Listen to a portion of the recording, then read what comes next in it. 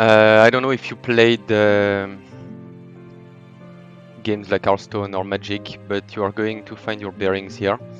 We are just going to start and play 1 or 2 games of Fair Travel Battle, so for you to get an idea of the main features, and after that we are just going to, break down a bit the UI, look at the card, look at the board, look at what others, the creme de la creme, other games are doing, and we are going to see what we can bring a bit better from it. So I'm just going to play a game. This is a solo developer that is doing that, and to be honest, I'm completely amazed. There are so many mods already. Draft, duel, sealed, like classic ones, but that just require an immense amount of work. And seeing the plans that Nuno has on the table, this is quite amazing. He wants to talk about raid battle, multiplayer co-op battle. He's thinking about dungeon crawler adventure to get new cards. I have no idea how you are going to make that, man. But yeah, we'll try to help you as much as we can. Like, this is huge. So let's play just a duel against the computer, and we are going to take a deck I kind of like, which is an Animalist. He is, to me at least, okay, you have to know that I'm very, very bad at competitive card game. To me, he's kind of a mid-range hero, kind of a ton of one drop, summoning a ton of summoners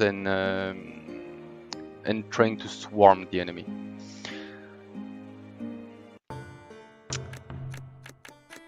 So the game starts pretty much as always with this kind of games. We have a mulligan phase to redraw the cards I would like to.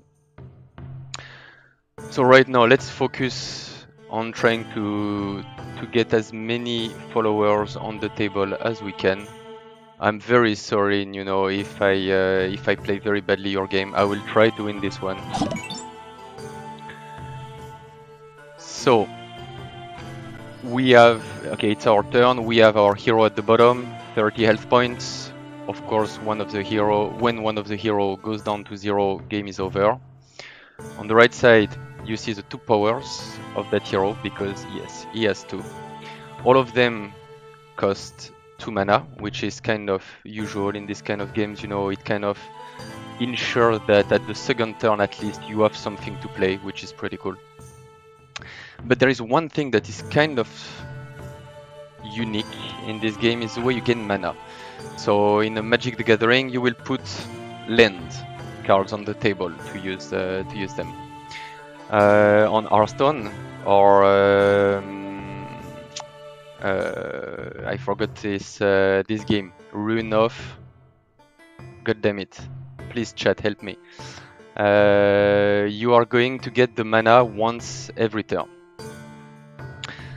Here you will have to actually sacrifice cards. Legends of Runeterra, thank you, and not Rune of Legendterra. So right now, if I want to be able to play card, I will have to sacrifice one of them. And this is kind of, for me, one of the key features that differentiate this game from others. So every turn I can play one card, either by dropping it on the board, or asking to redraw a new one, or throw him on the left and get a new mana. So for me, it gives a very different experience, because the mana curve is completely shuffled around. You have a lot more possibilities when building your decks, and I'm pretty curious to really dig into deck building, which I haven't done very much yet. So right now I cannot pretty much do anything, so I'm going to end my turn. So he has 2 mana, sacrifice 2, and play the card to, I think, regain 1 life, which was kind of pointless because he was full life, but I think this was it. So let's sacrifice a new card now, and let's start bringing my followers on the board. And yes, we are going to summon a lot of crabs and a lot of lions. So this game is very much in development, with a lot of image placeholder, but this is a detail because so far everything works so freaking fine. Okay, let's continue to build our mana. We have a very sweet card that is going to help us bring our followers for the final blow, but let's keep it for now. And we are going to bring even more.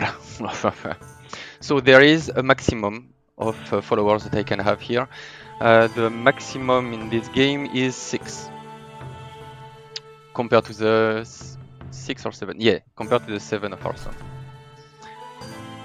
When you attack, you are tapping your enemies, your units.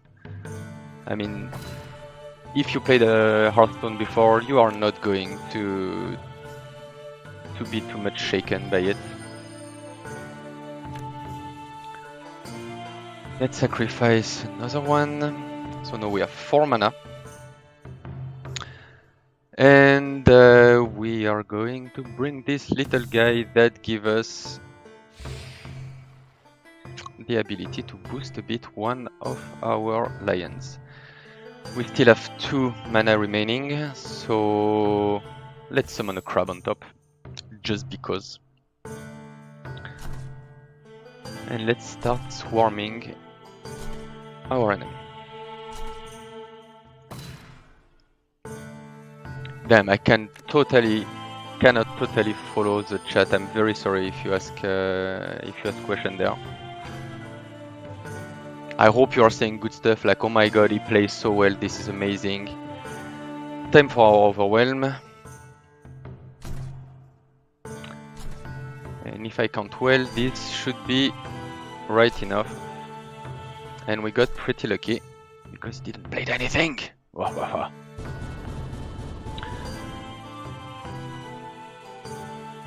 So there would be plenty of other things to show you from the game, but you know what? I'm going to let Little Coding Fox present his game, or better, I would really much invite you to go on his itch.io page because you can download the game and play it yourself. And for real, go play it. This is really good. And now instead, let's start looking at design because we are here for that.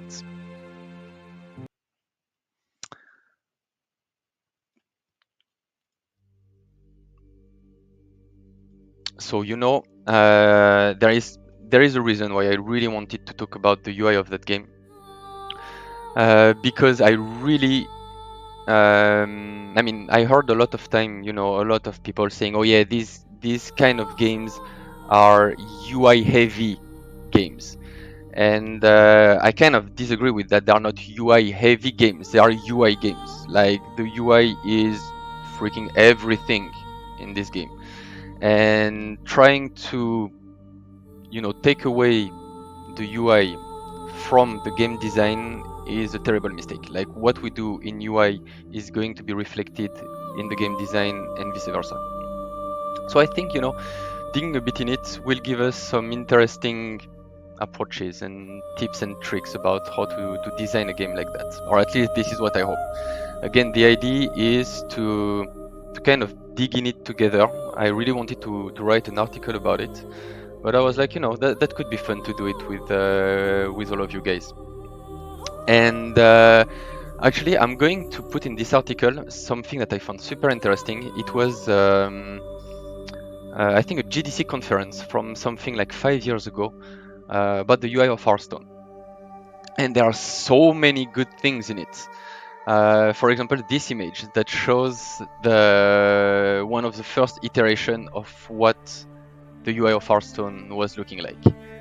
And as you can see, it was not that good. It's extremely crowded. I mean, all the concepts were here. We had the heroes, we had the followers, we had the spells. I mean, it was working fine. The mana was here, but it was crowded as hell. There was no soul in it. There was no fantasy around it. And then they finally bring the concept of the box. Yeah, I think maybe the music that I put in the background is a bit loud. I'm going to lower it a bit. Yeah, I kind of try to go kind of fancy, you know, with an ambient music mix from Assassin's Creed. But I may be overdoing it.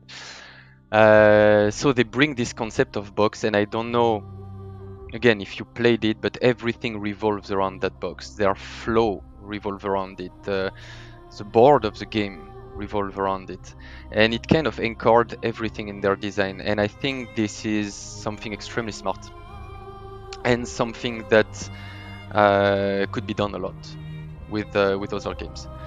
When I was telling you that UI is game design and game design is UI in this kind of games, for me it goes more like beyond than that. They were giving interesting examples on the fact, for example, that of the number of minions. You know, how many minions do you put in your game?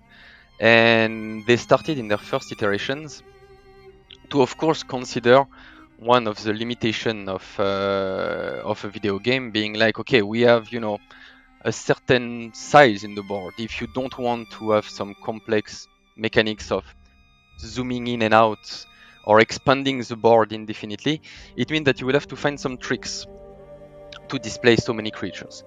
And pretty fast, you know, when they started putting this concept of box on the table, they realized that, yeah, based on usability approaches and based on the size of the board, they can put only 7 minutes.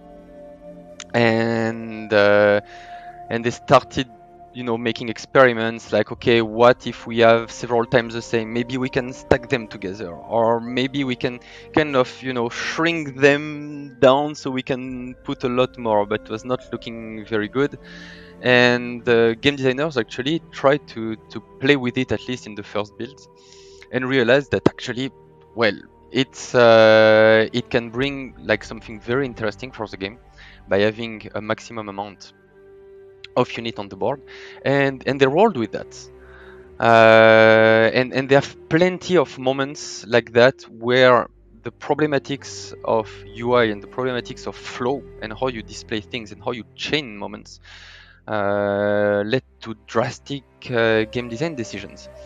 At some point, they were even mentioning that they had a chain mechanic, kind of the instant spell that you cast in Magic the Gathering, where someone plays a spell and you're like, oh, no, you don't. And the guy's like, oh, yeah, I do. And you can bounce like that, you know, kind of pile up cards up until the resolution. But it was not flowing very well. So they actually decided to just discard completely this mechanic from the game, and actually for me streamline the flow of a turn a lot more. And they have plenty of other things like that. For example, also the fact that every deck is only 30 cards, because looking at the deck building interface, going for 60 cards was leading to, you know, a hell of a mess on the screen. And they were like, okay, can we just, you know, kind of reduce the number of cards, make them a bit more meaningful, appearing more often. So yeah, let's start to look at the design of all of them. So I prepared a bit the terrain. We are going to look at, of course, fair travel battle, but also the big three that for me are the closest to what this game is about. And again, like creme de la creme, the best of the best, which are Magic the Gathering, Hearthstone, and Legends of Runeterra. So, little disclaimer, I barely played Legends of Runeterra, but played my share of Hearthstone and Magic, so, you know, sorry in advance if I make some mistakes. And I wanted to start by studying boards, because I think the way the boards are settled and organized kind of give us a lot in terms of what is happening. So here we have Hearthstone. So we have a lot of places that serve actually no purpose at all, which is kind of interesting to have on a game like that.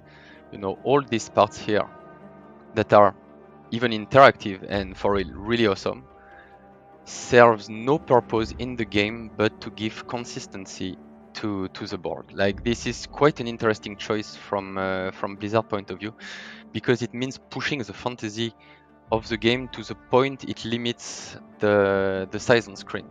And I'm quite surprised they went that far with it. And I think it kind of show how much they consider fantasy and anchoring your game into a lore, into a frame, is important for them.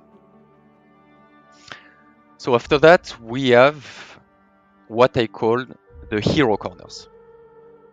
It's these zones that kind of contain everything the hero is about. So for Hearthstone, it's of course the main hero with his attack, if any, and his life point. On the left side, we have the equipment of the said heroes, and on the right side, we have his special power. One in this case, and again, it always costs 2 because they thought that it was very important for every player to have something to play on the second round, compared to games where you could spend quite a lot of time without being able to play anything. So of course this is mirrored with the hero corner on the other side. We have the deck, the hands of the enemy, very subtle on the top of the screen, you know, barely visible, but still enough for us to get the most important piece from that, which is the number of cards you still have to play, because this is kind of the main thing that we want to focus on here. And it's mirrored at the bottom of the screen by my deck. So compared to a physical card game, here we cannot show all the cards, so they are kind of cropped, still take more space on screen than the enemy ones, but at the same time I will have to hover them to see what they are about. Something that I find interesting, but we can talk about that later, is that we are very much anchored into the reality of card games and their physical counterparts. It's like, even how the deck is presented, it's really presented as if you were, you know, holding them, which I think is great to find this parallel, because it taps into player habits. But no games ever tried to, you know, display cards differently, display cards top to bottom, for example. Then we have our minions area. Here is for the player, and on top we have the enemy, with a very small zone of buffer, but still pretty present. And as you can see, the design of the board here is kind of shaping the differentiation. On the right side, we have the decks and the button, allowing us to end the turn only here, but we'll see that other games use it for more. On the left side, we have the history. And that's pretty much it, actually. Oh, and sorry, I forgot about the mana at the bottom. There is also something interesting about the organization of the board, and that is kind of following the Western organization, which is this kind of left to right approach. And this is something that you will see in many games, that what is on the left is about the past. What is on the right, it's about the future. And this is interesting to see that everything is kind of revolving around that, meaning that many games will put, for example, the history on the left side. It happened in the past. We are going to always continue forward to the right side, the way I would read or turn pages in a book. So of course the mana is on the right side because it refers to what I will be able to play. So it makes sense to link it on the right side.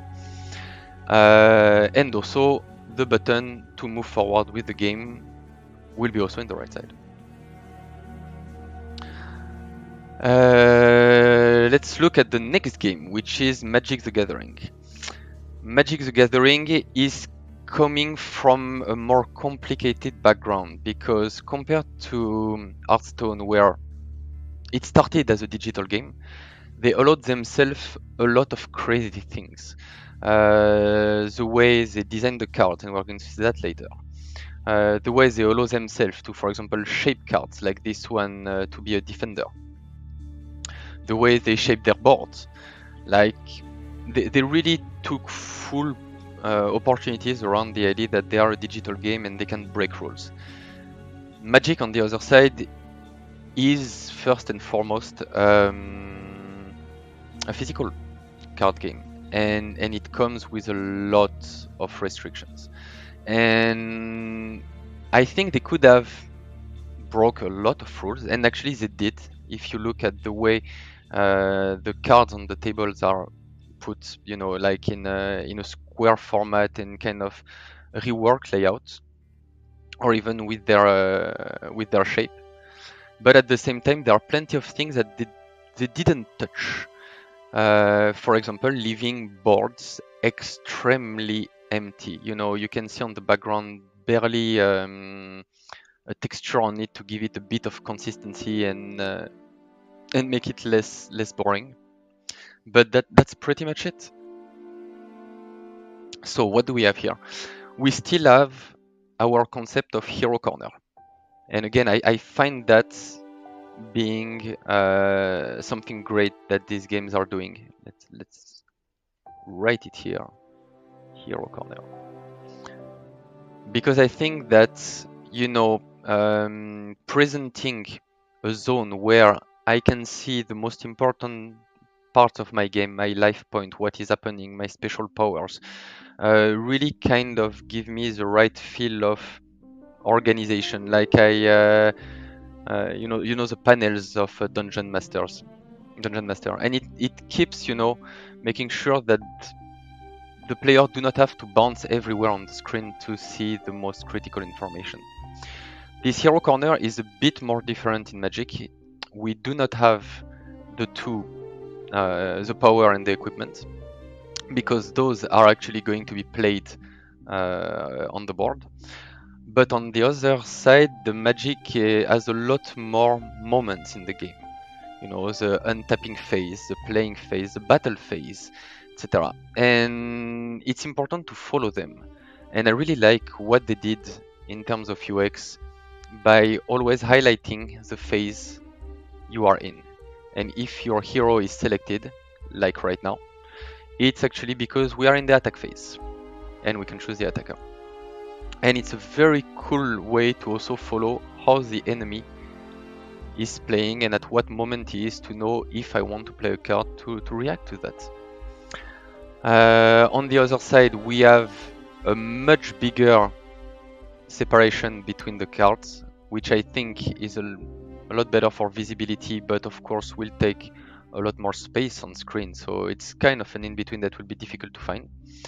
They managed to shave a bit of size on their board by playing on the perspective of the board, and I think it's kind of smart too. We have a lot more to play here, a lot more different cards.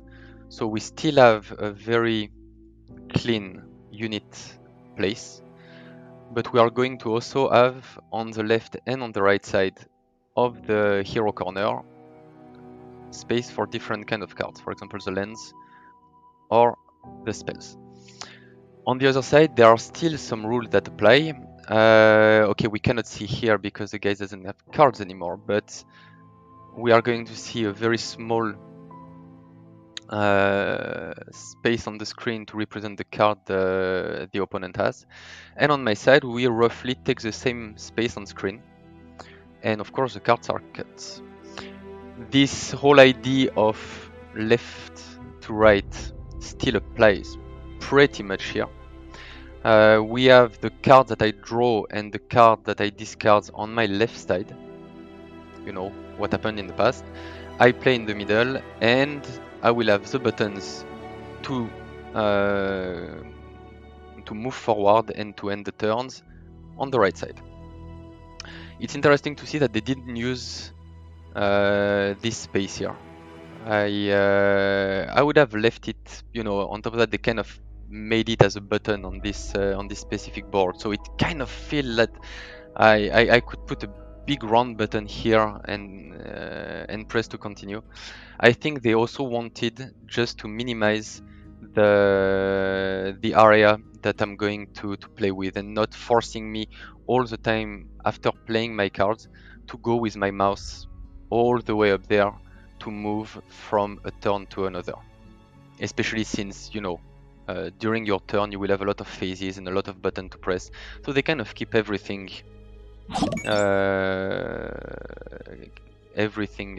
tied around the player. Now, Legends of Runeterra. Again, you will find a lot of things that are very close to the other one. We are going to have our deck on the left side.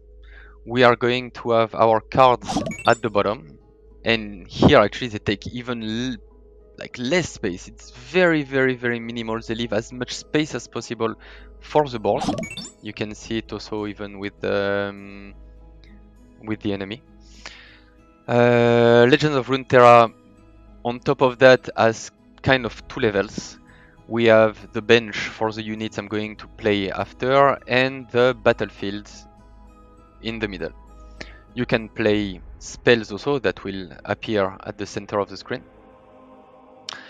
Something interesting here is that there is no hero corner.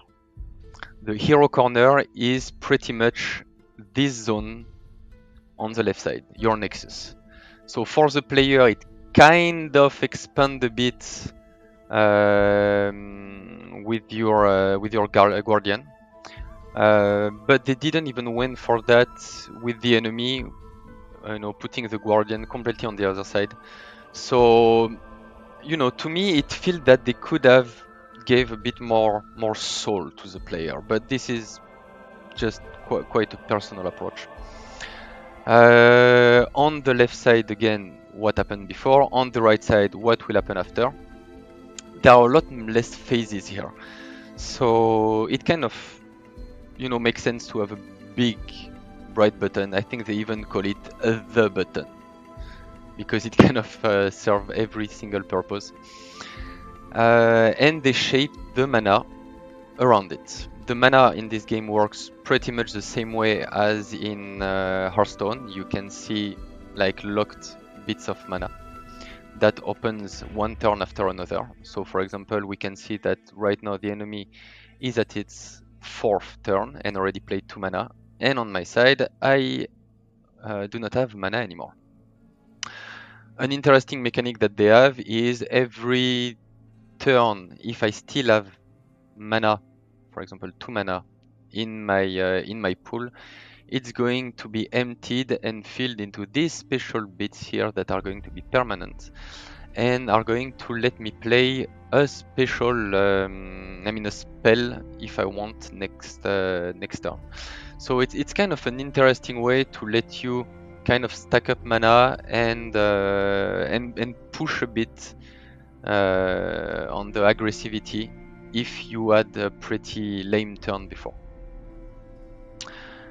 So I think that's pretty much it. We have a cool overview of the big three. Again, I'm kind of doing that live with you, so I'm going to probably go back and forth between a lot of points and talk about a lot of different topics at the same time. But now let's look at Fair Travel Battle. So let's start to scribble. We have a hero corner, same as Hearthstone and Magic. This hero corner is actually here. The other hero corner is here. First thing that I see is that we have a big distance between them. It's very difficult to see that these two are not cards, but actually part of my hero. We have again a pretty big distance between them, and I'm going to talk a bit about the Gestalt laws here. One of them is the law of proximity, that naturally humans are going to group together items that are close to each other. And I think one very good way for us to kind of densify a bit this hero corner would be to bring everything a bit more together. So we have the player cards here and on the other side. And actually I'm going to add a few cards for the sake of the discussion here. These cards take a lot of space on screen. And it could be an important thing. But what does it bring us? For example, here on my card at the bottom, I definitely, without hovering them, I cannot read the description. This is pretty impossible, even the kind of card it is. So this area here is potentially a lost area for us. Same on the other side. What is important for us to know about the cards of our enemies? Of course, we cannot see them. So the only thing that matters is the number of cards we want to know. So this could be actually cut a lot. If we are just cutting these cards here, we would shave an enormous amount of space on screen. So do we need it? So that's a good question. We're going to see that. We have a pretty clear spot for the enemies, for the units, both for me and the enemy, but at the same time we have a big clear separation in the middle. This separation, compared to other game, I don't know if you remember Hearthstone. Okay, I cannot see it because I scribbled everywhere, but there is just a very thin line in the middle. Magic do not put anything because they left such space between them. Legend of Runeterra has, quite a framing, but here we have something like a very thick black bar to the point where the cards even go above them. So I think it's pretty cool to separate them because, otherwise it may feel a bit floaty. But I think we are going to be able to reduce that a bit. Card-wise, we are using here the full illustration. So this is extremely nice for the illustrator that designed the card, but at the same time takes quite a lot of space on screen. Games like Magic cut them short. Games like Hearthstone decide to really kind of shape them, kind of circular. So again, maybe it's not needed, and maybe we really want to make the illustrations shine visually. But if we want to, we could shave quite a lot here. We have some extra space here for the abilities, because in the game, from what I've seen, we have only 3 kinds of cards. We have units, my minions over there, my 7/7 minions, and actually I'm very proud of that game. Like, I freaking destroyed him. Like, I was a crap king. So I have minions that are on top. I have abilities that are on the left side. And I have equipments, and I completely forgot where the equipment goes, actually. If I recall well, they go also on this side too. Same area as ability. Thank you, little coding fox. The end turn is on the right side, which again is a great thing, following what we are saying about the left to right thing. And we have these 3 bits here that give me details. One of them telling me about my current mana, as we have seen. This bit here is about how many cards I have in my hands. And this one is about how many cards I still have in my deck. So, there are plenty of interesting things to say here. Mana-wise, this is extremely important. Everything is about mana. If I want to play cards, I will need mana. So displaying it is mandatory. What I'm wondering here is, cannot we show it in a bigger way, in a way that matters more? Because right now it has the same weight on screen as the numbers of cards that I have in my hands, and this bit here is pretty useless to me. I know how many cards I have in my hands. I can count them here. This is the entire purpose of seeing the deck of the enemy, to know how many cards he have in his hand. So to me, these bits should be removed. Now, about the question of the deck, the remaining cards I will have to put here. It's interesting to see that other games, I would take Magic because this is the one that is the most close to that feature, do not have this information displayed directly. If I recall well, I can check it by checking the deck, but it's not pushed that much. And also they decide to go for representing the deck like many games do, and I think it's pretty smart. So I'm thinking maybe we could do something interesting here. What else do we have? We have the spot for the physical player, the name and the avatar, which I think is pretty mandatory here. And we have 2 big buttons. The first one being the parameters, that takes quite a lot of space in the screen, and to me is kind of at an odd place. I would have actually put it at the top of the screen if we have the space for it. And the other one, this one, is about all the interactions during the game, all the greetings, the thanks, the good job, good game and all. And if you played Hearthstone, this is something that happens directly around the player. And I can right click on my hero. I'm going to have all these options popping, and I can choose one, and I'm going to actually see a bubble around my hero telling what he's saying, and I think it really anchors it around the hero. So I'm thinking that leaving it here and basically keeping it away from the hero corner is maybe not what we want. It's going to leave it very close to the avatar, so maybe we could actually merge it with the avatar itself. But to me, there is kind of, a moment of fantasy when I play a game like this game. I am not Nico, I am actually the freaking Crab Master.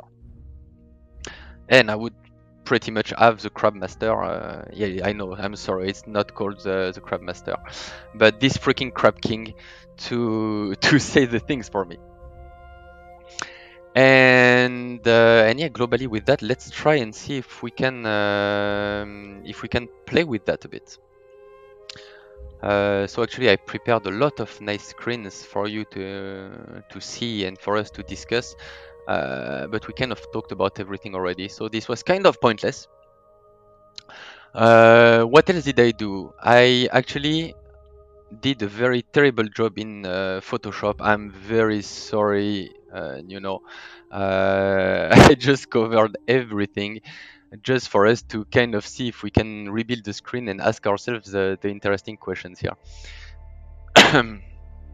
So I kept only two things.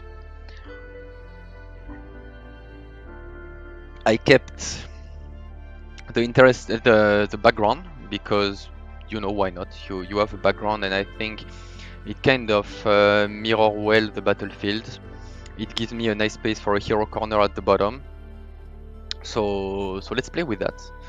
I'm going to keep the avatar and name of the real player on the corners. And I'm going to keep the end turn on the right, because I do believe this is pretty smart. And I also cut all the places separately. So let's start building it. So this is the current size of the game. We have our hero over there, globally, and we are going to have their ability on the right, and I think they're a bit bigger than that. So yeah, I'm sorry in advance, I'm working very messy and very quick and dirty, so do not expect like the last Assassin's Creed concept art. I am not going to do that. So this is globally what we play with. This, if you look at it like that, leave us very little space for our followers in the middle. Especially if you want to actually cut them into for the two players and leaving a bit of space. So okay, let's say we want to be at the minimum distance between them and leave a bit of space for the hero. We are going to have globally that much space to play with, and it's kind of small, so could be cool to, I mean, especially if you want to go full illustration, which again I think is very nice to do for the illustrators that are going to make the cards. But let's try to push it a bit, because on top of that, it's going to lead to issues. I'm going to show you an example that I found. This example here. In this example, I have one follower.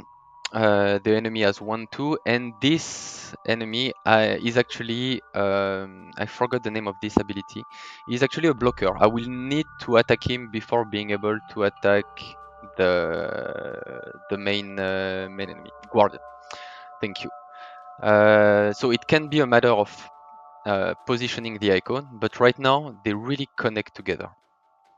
And again, with our Gestalt law, right now it feels that this is one big unit, and this is totally not the case. So let's go back to our tries. Let's start and see if we could really shave from these cards here. Like, I really believe it's still giving the most important bits. We have 6 cards for the enemy, 4 for me.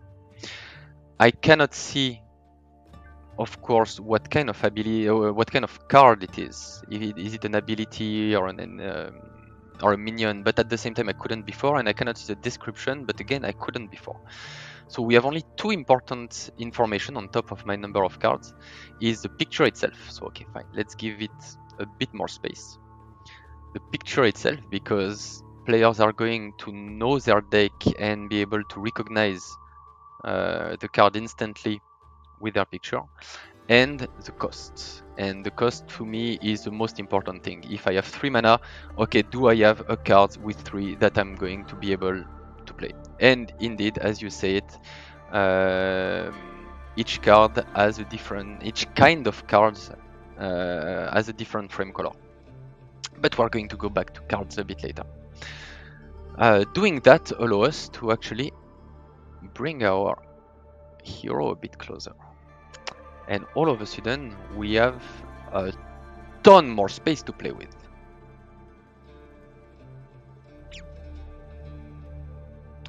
I mean, okay, I will need to put, at least for the sake of it, the middle ground. So at least we're going to keep it. And again, I think it could be almost as subtle as that, if we even want to show it. Again, plenty of games decide to go without. So if we look at the space we have, we actually gained a lot. And my screen, of course, is not symmetrical because I gave a bit more space for our hero. Fine, it's okay. We are going to shape that a bit more. Okay. Anyway, let's continue. The question of the skills. I would go, to be honest, the Hearthstone way. We have 2 abilities and 1 hero. To me, it makes sense to mirror them. And it's going to kind of circle our hero. In Hearthstone, there is only 1 ability, the other one being the equipment. Here we do not have, we have equipments, but they are played as in Magic with cards on the table. So I think it could be very nice to have them here. Also, the abilities are kind of special. You know, they are not cards. They can be played once a turn. They cannot be destroyed. They cannot be changed. So it could be great to link them to our hero in a way or another. And also, try to represent them differently. You know, right now, if you look like that, it could look like these abilities are actually another kind of cards, because the shape is globally the same. So let's try and play with something pretty brutal, which is globally putting them in a circle.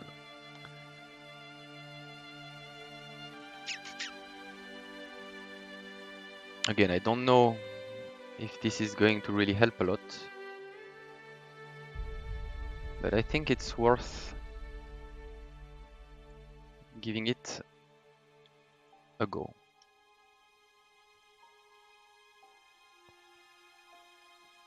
So let's just take the time to make it for the other 2.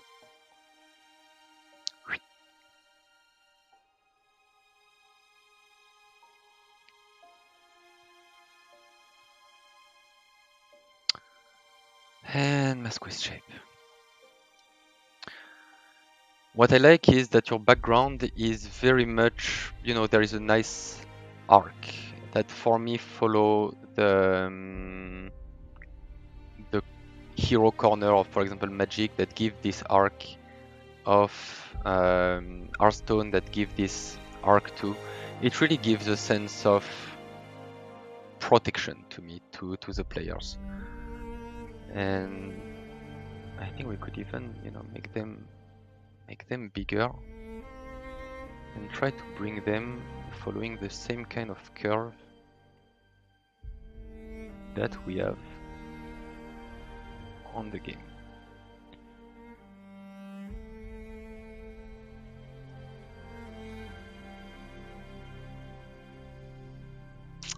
So let's do the same with these ones. Okay, I'm going to go kind of, I think it's a bit, you know what, it's going to be enough.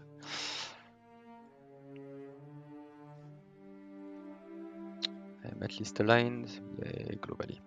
Allez. I think it could be cool to also have a representation of them, of this connection between the hero.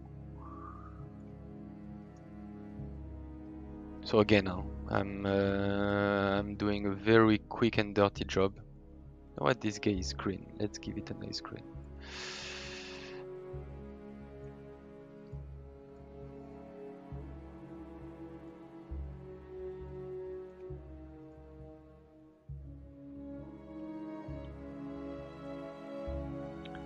And on this guy, I don't know, one of the red that is used. I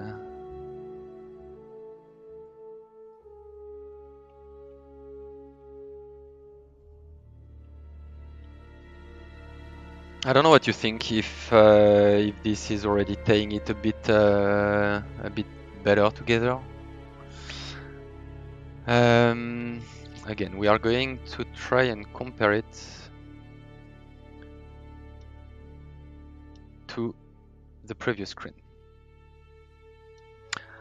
Now we have the question of the unit themselves. The unit themselves are actually pretty big, I would suggest, but again, this is very much me to try and shave them a bit, and maybe it's going to be a bad idea, but I really think we can okay, maybe not that much, but at least square it a bit. I don't know if you see, but here, you know, we have quite a lot of empty space. On the Lion Cubs, we have a lot of space up and down. On the Cup of Beer, the same. I think all of them, and actually this could be one of the direction for the final art, because all of that is placeholder for now. But making sure that your illustrations are on one side looking great when displayed on the card, but also would fit in a square. And I would go for it. You know what? I'm even going to suggest something. This is something that no other game does. I mean, for Magic it makes sense, but for the other games, I find it interesting that they didn't went this way. We have a maximum number of followers, right? If you play Hearthstone, you can put 7. Here in Fair Travel Battle, we can put only 6. But when I am a new player and I look at the board like that, if nobody tells me that this is a maximum of 6 followers, I wouldn't know about it. And globally, I will have to go through trial and error of not understanding at some point why I cannot play another minion. So, you know, this could be okay. This is something that you need to learn. Maybe with a nice tutorial, it's not going to be an issue.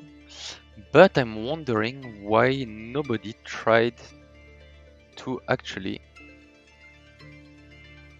create slots for followers. So let's try to make ourselves some nice slots.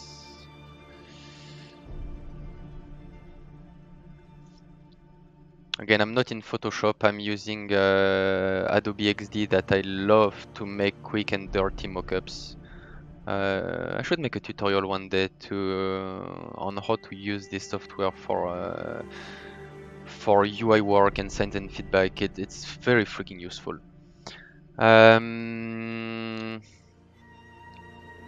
So, you know, something as subtle as that, actually, let's give it even the color of the background, like a nice dark green, just to suggest that there will be a follower to be put here. So now let's say we have 6.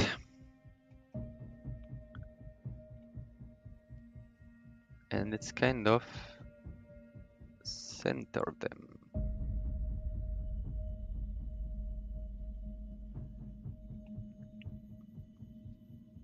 So again, something very subtle. We don't want to overcrowd the board. We do not want to we do not want to become too UI heavy and actually hide how cool a board could be. And you know what? We have so much space that I'm not even sure we need this this separation. Okay, now I completely removed 2 things. this number of cards in the deck and the amount of mana that I have. Oh, by the way, we're 16 people watching that. Thanks a lot, guys. Let's see how we can do that better. I would say we shaved quite a lot of space here. Okay, fine. We need to finish with the cards first. We need to find the space for the abilities and equipment. And the thing is, now we have the right space for it. So I kind of like your approach of putting the abilities and the equipments as smaller versions of themselves. So you know what? Let's take one of them. Like something real pixelated, so nobody will believe anymore that I'm making something pretty. Let's put one. I forgot globally the size it has. Okay, let's try and take at least the same size, so I'm not going to be too bullshitty on my design. And let's put it back where it was. So we have one. Could be interesting if we have three to actually stack them.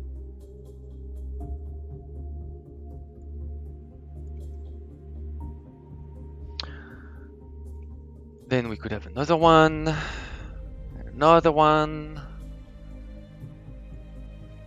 And I don't know, I haven't experimented, I'm sorry with that. I don't know, because the cards in those games don't follow a grid, they're centered and reposition automatically. Stacking would be a problem indeed, so maybe we shouldn't stack them. And actually, Hyper 2 Armor, you have a very fair point in it, that unfortunately showing a grid like that would mean that the first minion will not be in the center, and it's going to kind of bring a debalance if my first minion is actually going to be here. Because probably it means that the second minion is going to be here. And that indeed doesn't look that great. Doesn't look that great.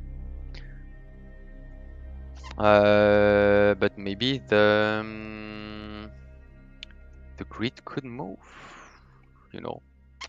Okay, you know what? Let's leave it like that for now. Let's try something after, where we are going to try and potentially gate the zone a bit, because I believe that right now the main issue that we have is it doesn't look like there is a limitation, and yet the game has one. But if we were to actually find a way for the zone to be a lot more contained, you would see after 7 minions, you know, for example, like what Legend of Runeterra is doing, there is a limit. You can see that physically trying to put a card here would not work. So I think there is maybe something to play with that here. Indeed. So I don't know, can you have more than one ability? Equipment. Because I would say now that we have the space, maybe we can. And really start stacking stuff. Up to 5 cards in the set zone. Ha! So it means that we cannot spread the ability and equipment. Well, how about we approach it from a Hearthstone point of view, where, you know, I'm making pretty stuff that fits my grid, so you adapt your game design? Okay, fine. So we kind of have, we will have to play with it. And put 5 cards here. Yeah, we could make a separate zone for the equipment, as you say, but the thing is, from what I understand from you, the set zone has 5 cards, and you will have a choice to make. You can put 5 equipments in it, or 4 equipments and an ability, or 3 equipments and 2 abilities. And since there is this kind of mix right now, it means that we cannot separate them. This is the same zone. Or maybe I didn't get it right.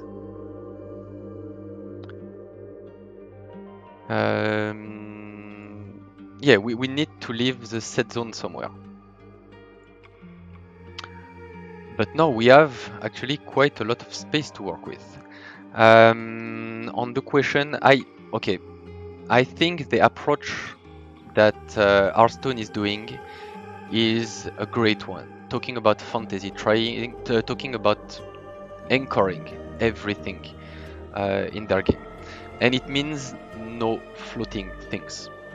Meaning that these floating buttons either are integrated into the world or are so hidden that they are not going to interfere too much with the design. I would say something, as subtle like that. Okay, we could frame it a bit.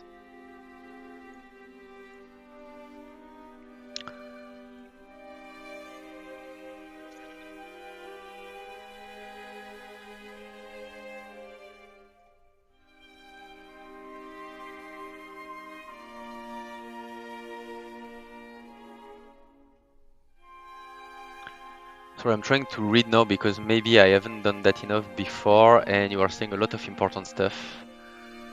There is a lot of horizontal space because this was made for 4.3 mainly, due to mobile resolution varying a lot. That is actually a pretty interesting thing you are talking about. What you are saying is globally, okay, this is very much not right, but this is what we are playing with, right? So you know what? If this is forfeit, we are going. Let's keep that ID somewhere, and let's see how we can adjust that later, and see if everything fits.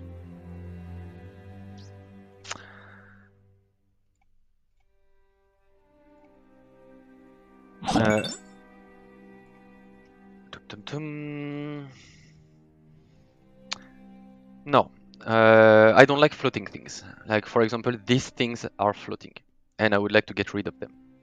Either by making them disappear or giving them a huge space on screen, The number of cards in my hand, I believe, are pointless. I would put them away.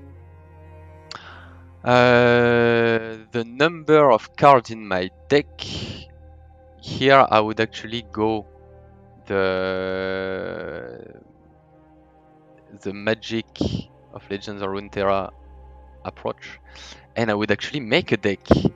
On top of that, you have a freaking awesome back for your cards, and because of my stupid ID, we can barely see them anymore. So let's give them back a bit of credit. We are going to make a quick deck quickly.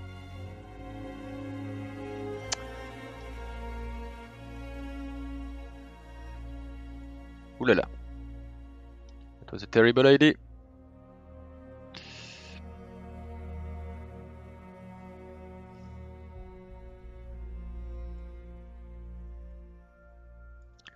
Yeah, that was working better in my head. Ah, come on. No.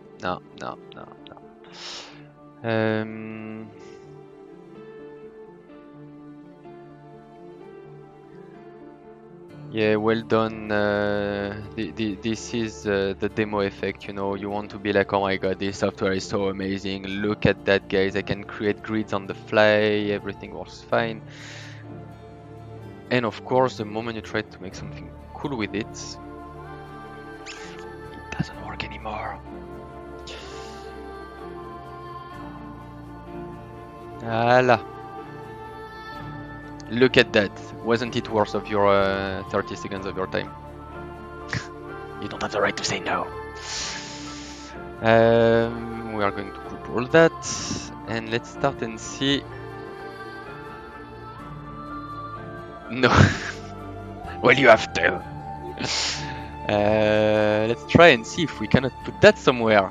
And again on the left side, to continue on this idea of, you know, what is left is the past, what is right is the future. Okay. I mean, to me it seems that we have the space for it, and even in 4x3, you know what? I think there is still space for it.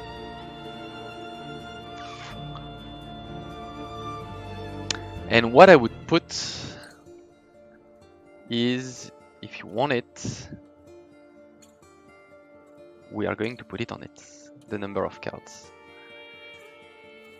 25. So I'm going to imagine that your game is going to have an enormous amount of backs, because, you know, you want to have seasons and go full microtransaction, and make sure that if someone becomes a grandmaster, is going to have like a gold back that will make him, you know, shine a lot and scare everybody playing against him.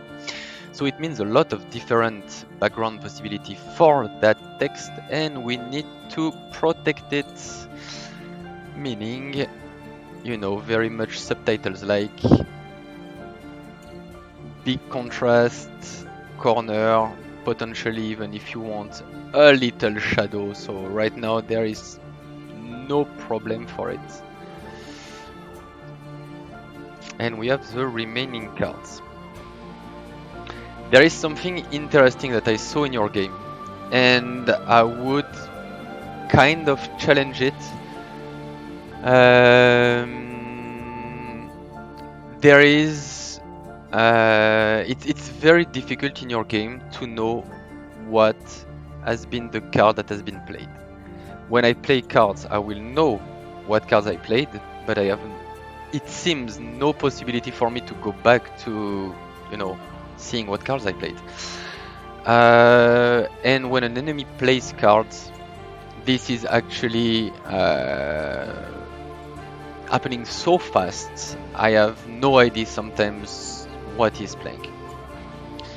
And I would try and go two different ways. We have...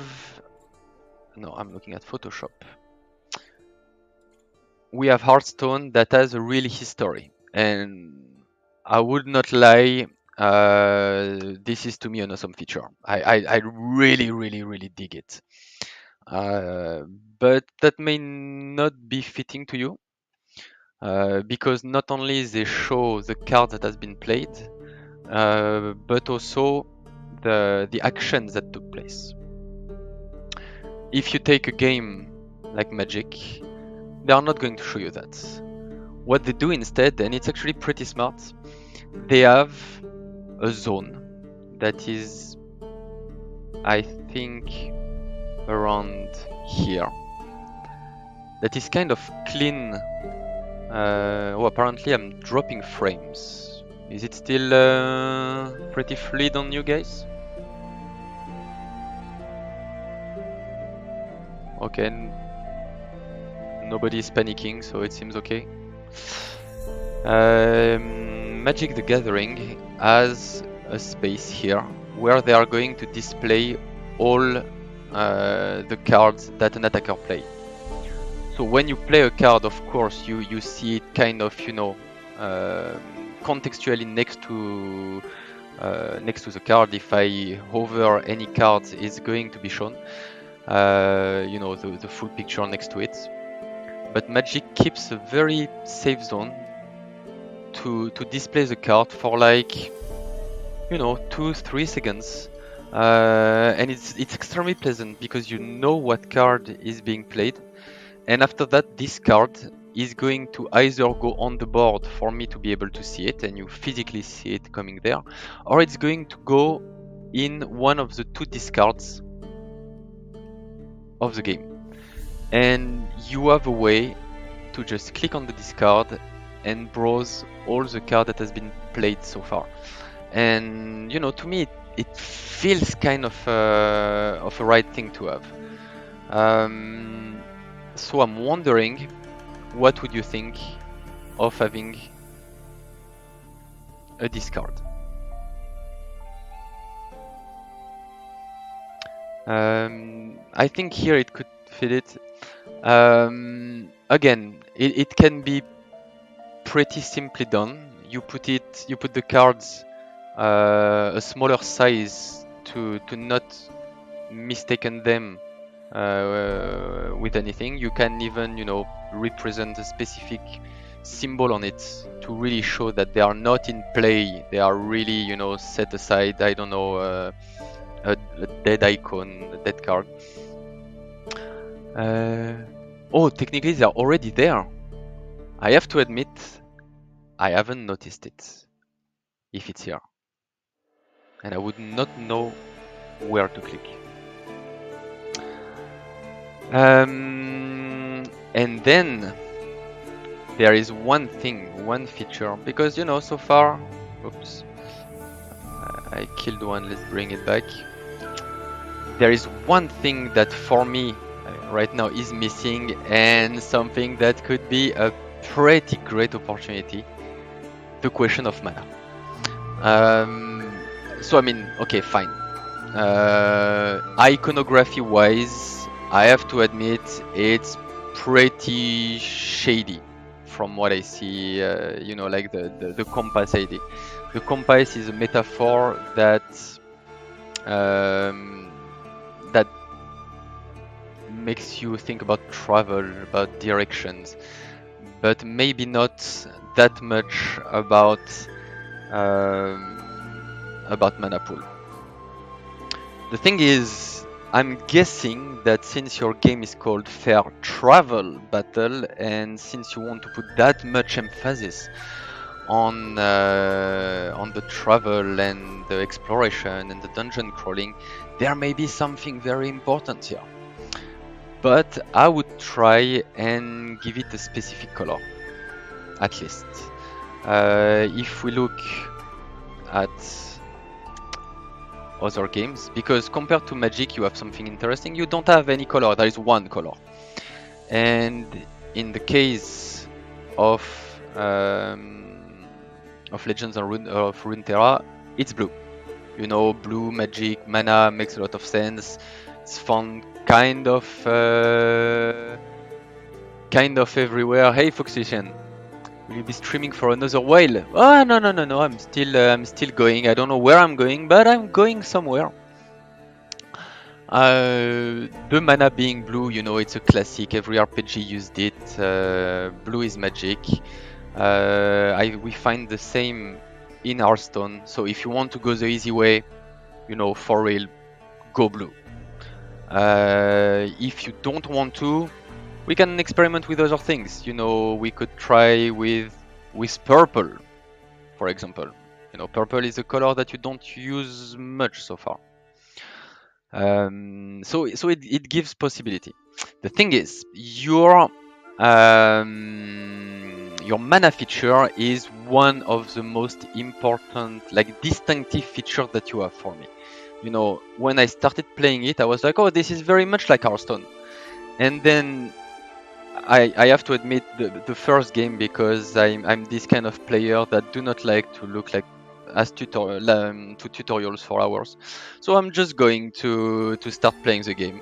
And I was like, I don't get it. Like, maybe there is a bug. The enemy has already 3 mana. I played 3 turns. I have no mana. There is no mana cards to play. There is nothing. And I didn't got it.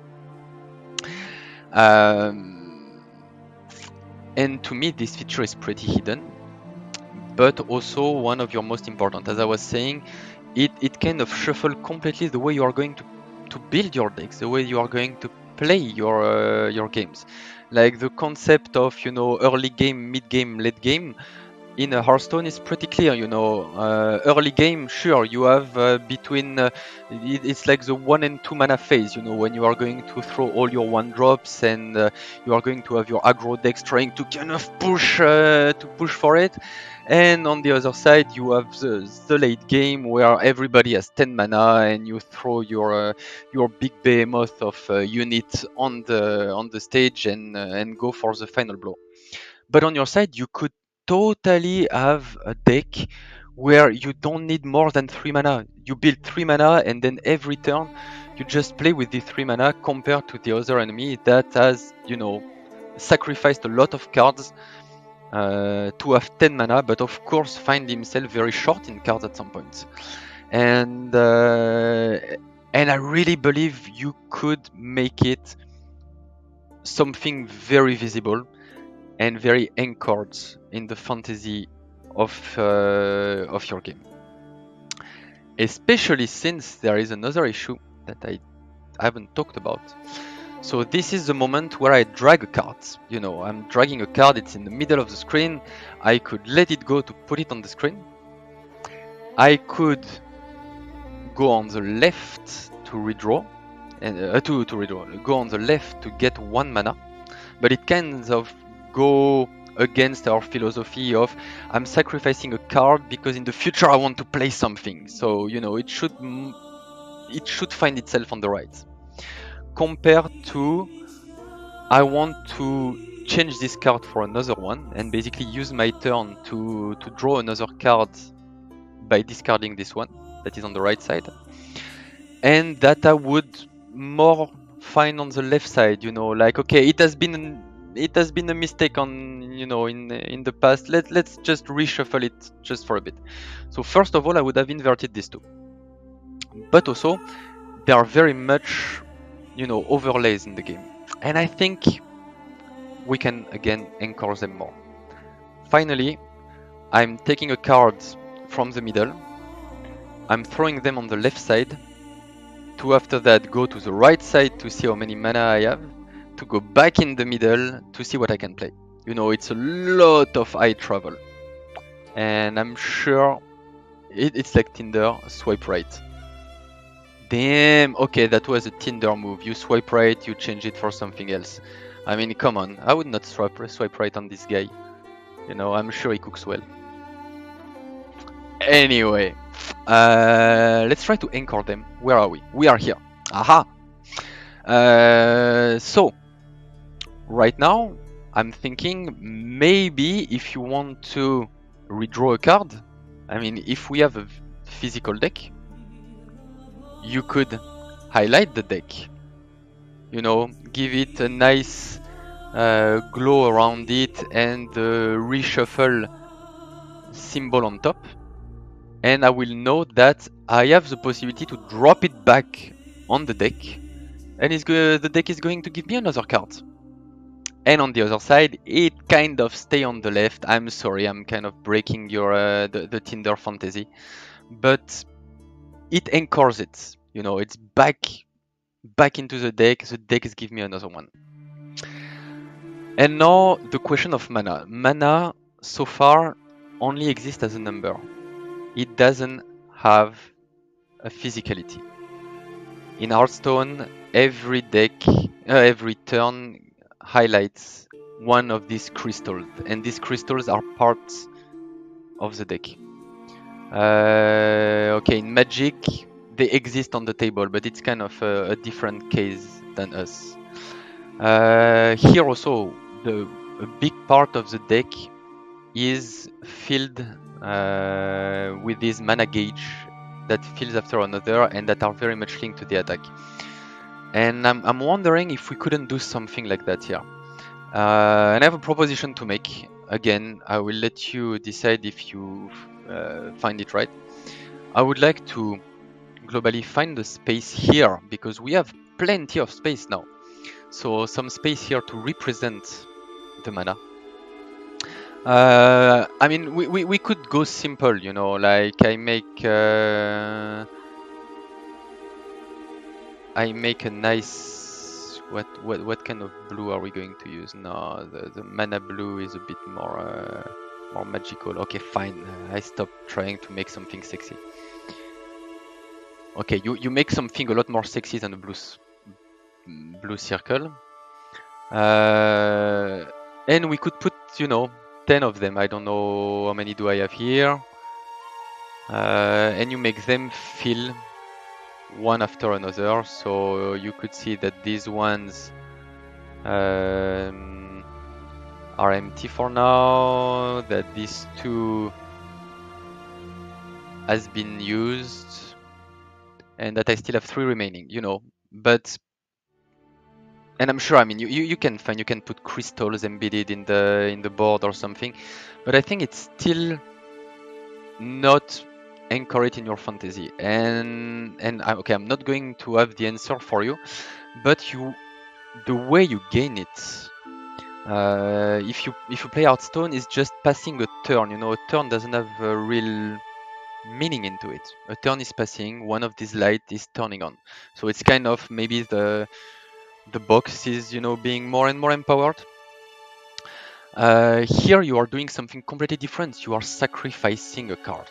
I mean, okay, from what I got, it's not really sacrificing, it's more discarding it.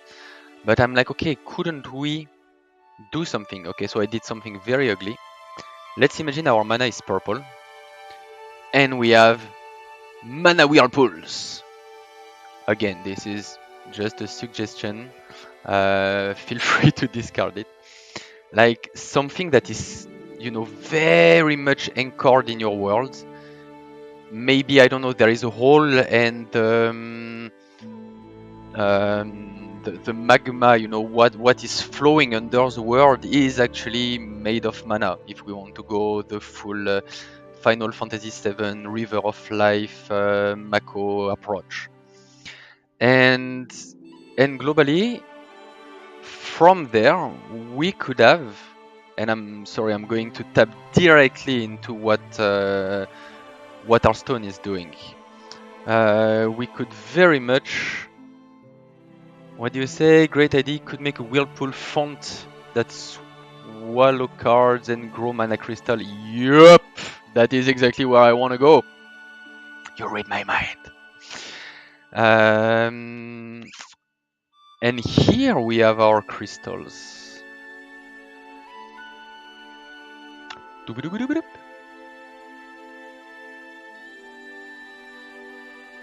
Let's give even a few more. 1, 2, 3, 4, 5, 6, 7, 8.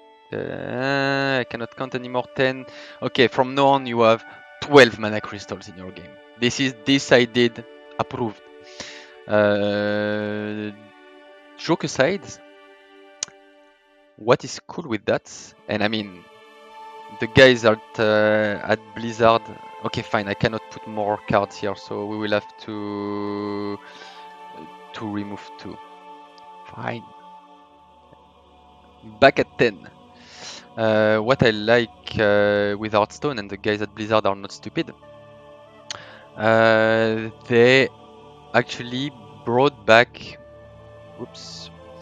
the mana very close to the player, and I think this is extremely smart, because look, let's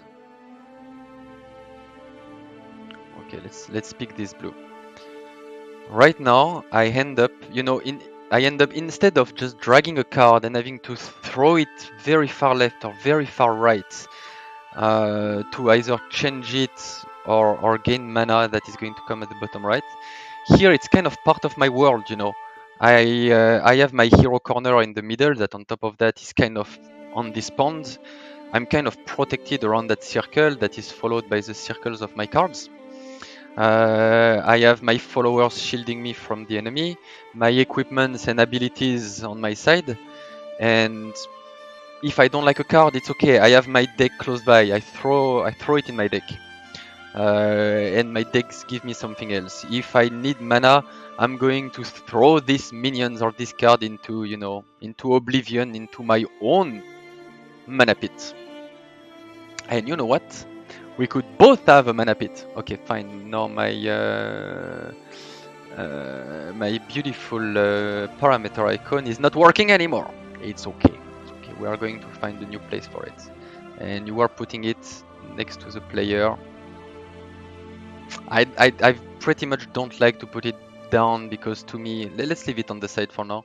Because to me, mana, the parameters always happen upright, you know.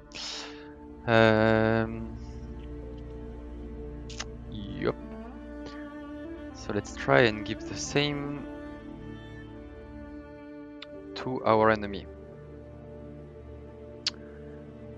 But this is interesting to know what is mana in your game. Because right now I'm considering that mana is only, you know, from one color. But you could very much feed it. Okay, let's try.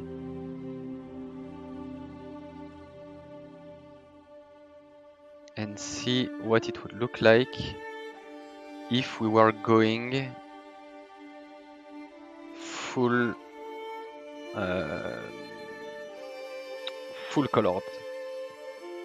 I don't know if you get my idea. To basically use the base color of the guy, because if I recall well, you want to have in your game some classes. Maybe classes have colors, and maybe they all tap in a different kind of energy, and they have their own art style.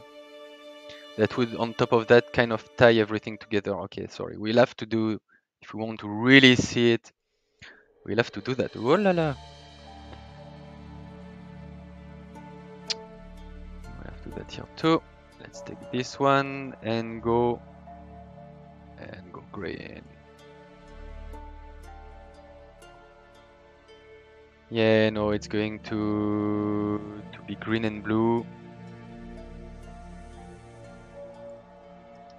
But it's going to work for the sake of our demo. Let's take this green here, and let's say that full manas are a very soothing dark green. I don't know, maybe it's extreme. Actually, fine, we could hide this whirlpool a bit more. Yeah, so apparently I'm very sorry. I'm a terrible Twitcher. I always look at streamers and I'm like, oh my god, they are doing so many amazing stuff and interacting with everybody on the chat. Right now, I have no idea how they do that because I cannot read what you are writing here. But yeah, globally, I'm kind of happy with what I see here. I don't know what you think about that, guys. Particularly, I'm curious about what Nuno is thinking. If you think we are getting somewhere and if this is actually helping you a bit.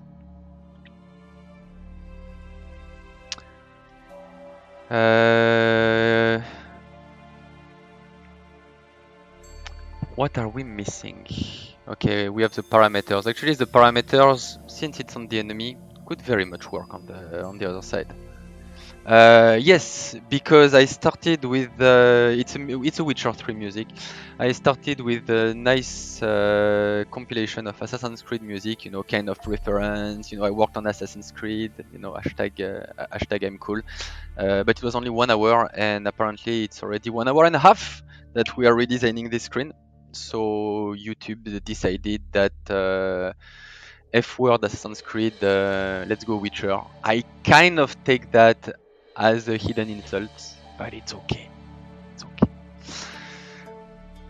I don't think we are missing anything that was on the screen before. What we were saying though is that from all that, there was one thing we wanted to get away from, is to try, as Hyper 2 are more pointed, to get away from those marks, even though I found them cool. I agree with you. We are going to have a problem of symmetry. But we were saying that we could maybe represent it simply by, I don't know, again, I will not be able to represent it, but kind of what Legend of Runeterra is doing, you know, like really having a dedicated space, potentially made of something hard like stone, so it's very clear for the player that when this place will be filled, well, you know, it's there is nothing to push anymore there.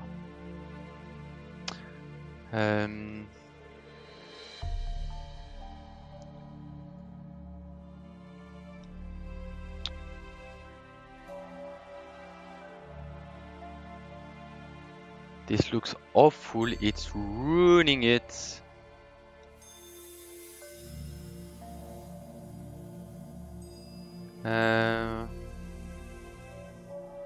Fine, let's give it a border.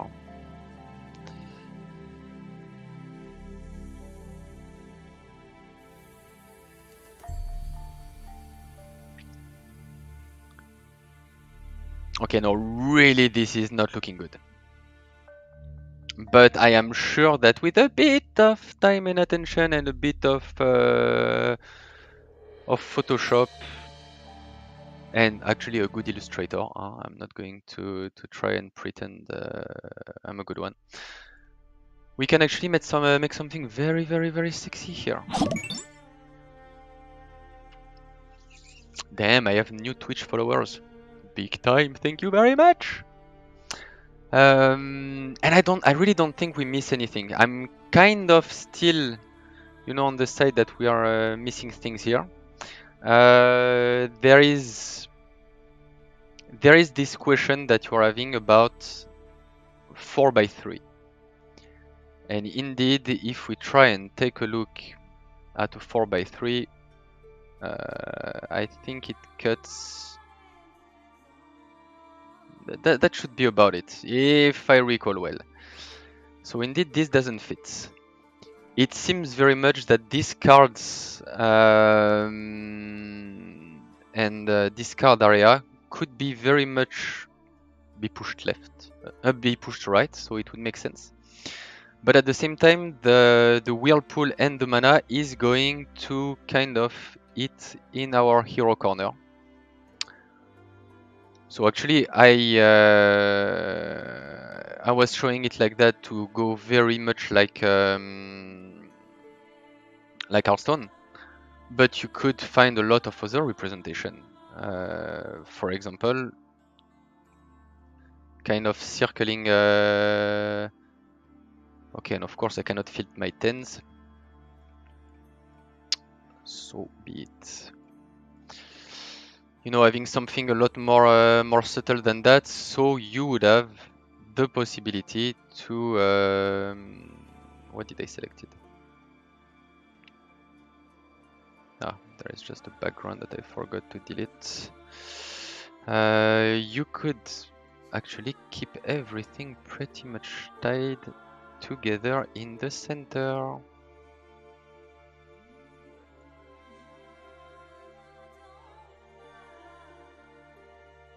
Of course, it makes it a lot more cramped, but it gives you smaller though. What if the sphere? What are you saying?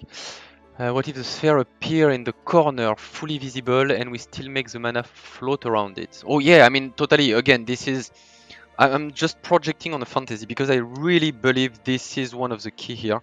Is, I mean, you know, it's kind of stupid in a way because you don't need to explain mana in your game.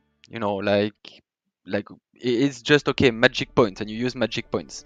But by trying to legitimate mana by projecting on a lore and why does it exist, you know, for example, yeah, it's kind of the river of life and the Mako of Final Fantasy running inside the world, and you are kind of taking your energy from it, it kind of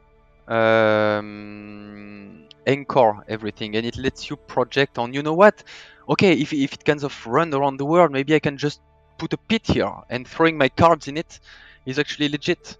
Then you are going to have to answer yourself questions. If I throw cards in it, is it only going to go to the discard, or don't you want to try something a bit more extreme of you want mana, you need to throw away cards, meaning that you are going to start building decks knowing that, okay, for example, I build a deck where my most powerful cards is an 8.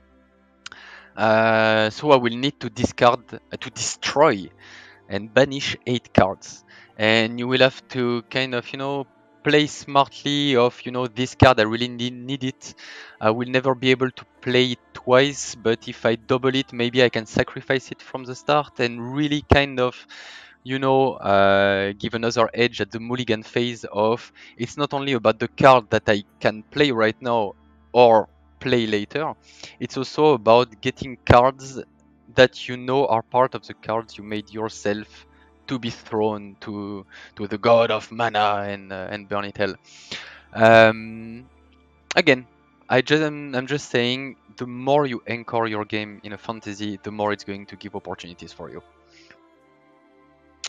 And you know what? I think we are pretty much going to stay on that, apart if you are on this one.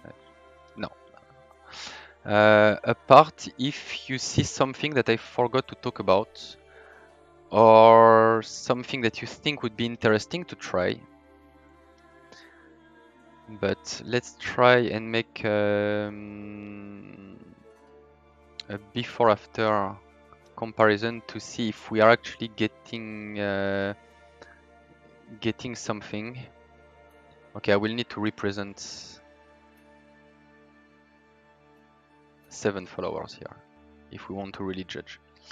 And after that, we are going to talk quickly about card design. And we are going to run for a good 2 hours of stream. 1, 2, 3, 4, 5, 6. I would say I'm not that far away from it. Okay, so this is a full board for us. And let's take another full board, the one we are using at the start.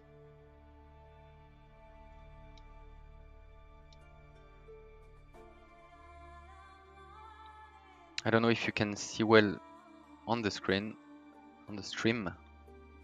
Yeah, we'll need to dezoom a bit.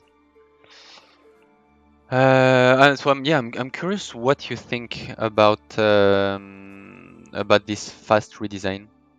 By the way, also, this leaves us a bit of space if you want to follow the magic way and actually show the, keep a space to show the cards that are played by the opponent without covering too much. Actually, let's even cover that without covering anything from the board. That could be pretty interesting, especially since after that either they will go to the board or they will fall behind on the discard card, on the discard area.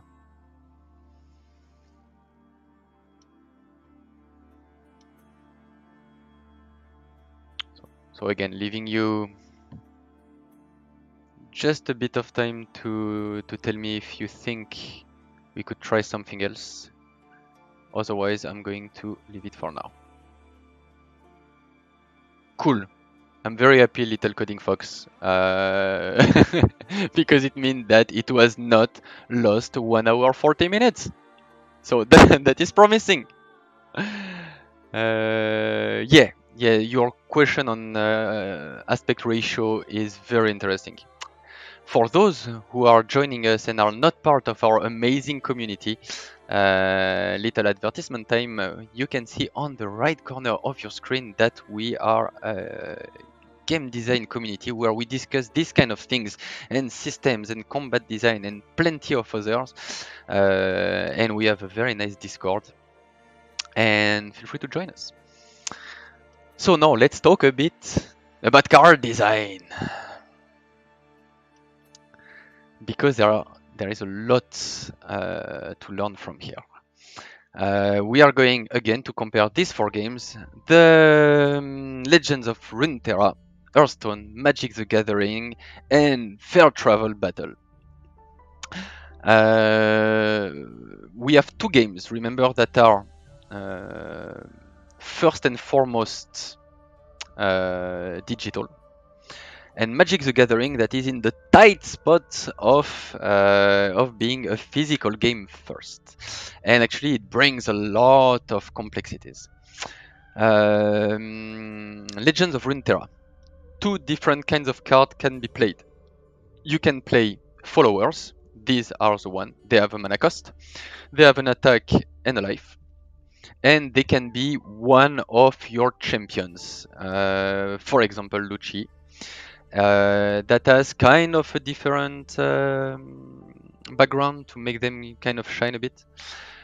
And on the other side, you can play one of the 3 spells in the game. So these 2 are from the burst category. You can see it below the mana.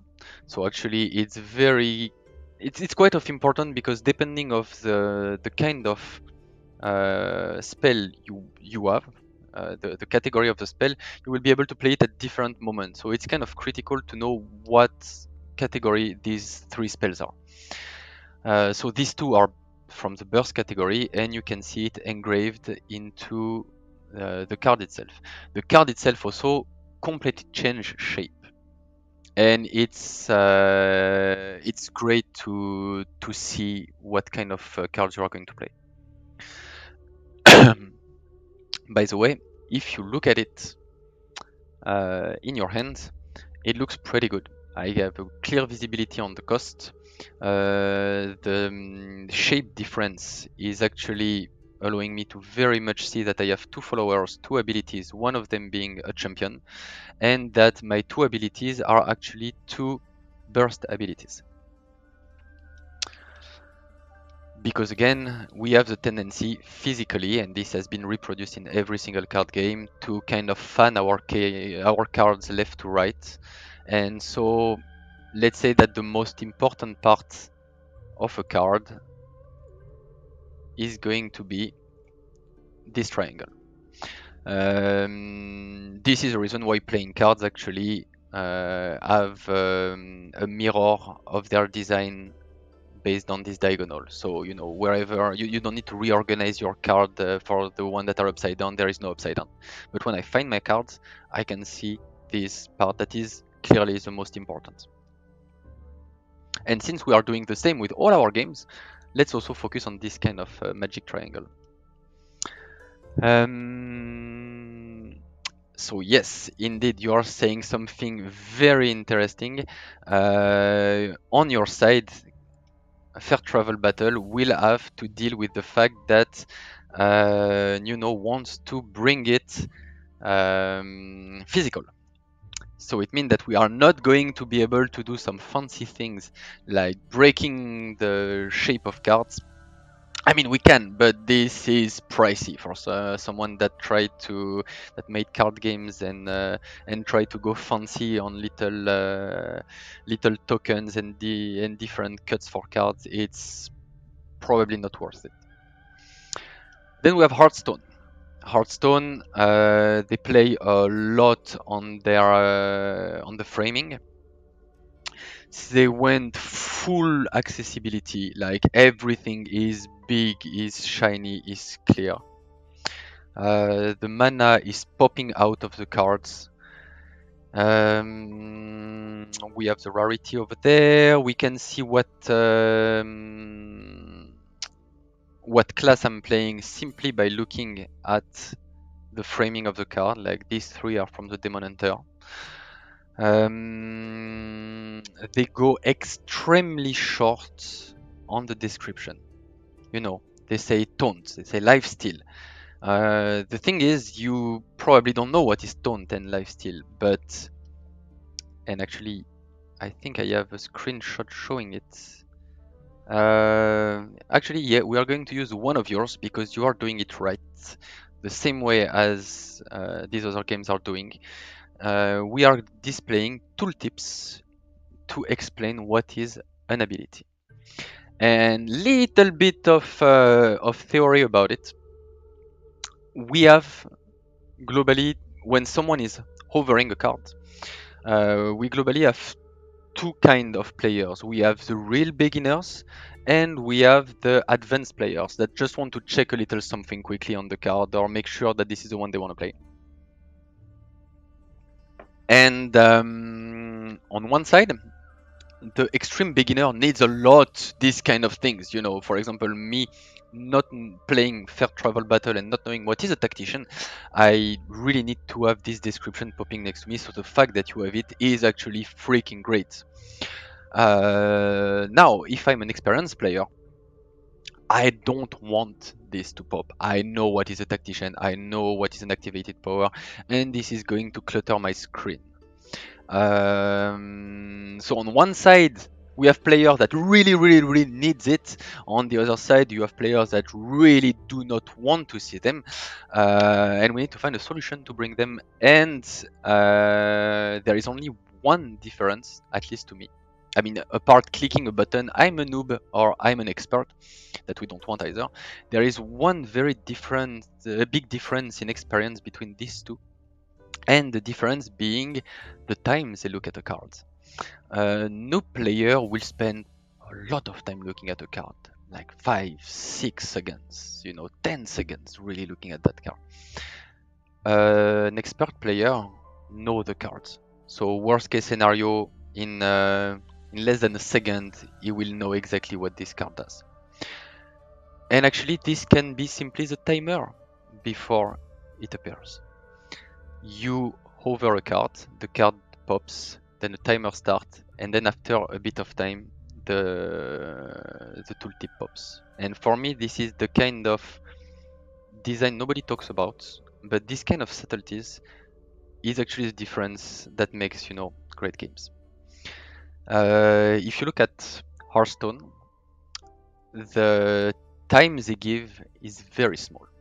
It's something I think I counted around half a second, which is for real. Like, if you read just a tiny bit the card, it's going to pop. So they kind of took the approach of, if you need to read the card, then I'm going to display it for you. But if you just play it, it's going to take less than this half second, and I'm not going to display it for you. This is an approach. On my side, I would have pushed it a bit more, like maybe 0.8 or 1 second.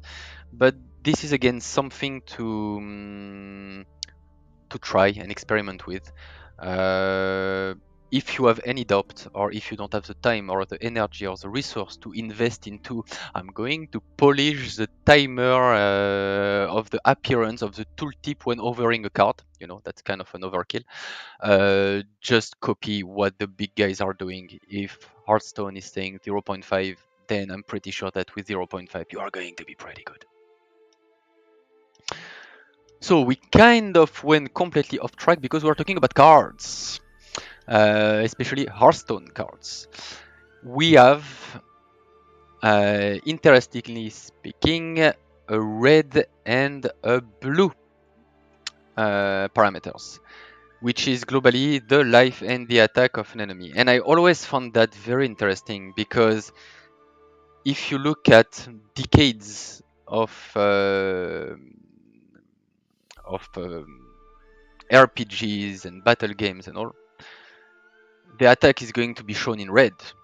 The defense is going to be shown in blue, globally, or in white, or in green. But going for the opposites, you do not expect it. But at the same time, this is for me a big difference that they have. This is not a shield. This is life, meaning that it's going to stay down the same way as actually most of the games. And actually not compared to Magic the Gathering, but Magic the Gathering is just lazy. So they needed to put this life in red, with a drop of blood fits perfectly. And on the other side, the attack that needed another color. So why not go yellow and with the sword through it. There is something for me pretty interesting here because you want these cards to be readable and you need to protect these numbers. And if you just put a sword, the number is going to be kind of, you know, bleeding through it, and it's not going to look good. So actually embedding this sword into the circle is a pretty smart idea. Magic the Gathering is something pretty awful in terms of accessibility, but they are very old and they are a card game, like a physical one, where you can really look at them for a long time.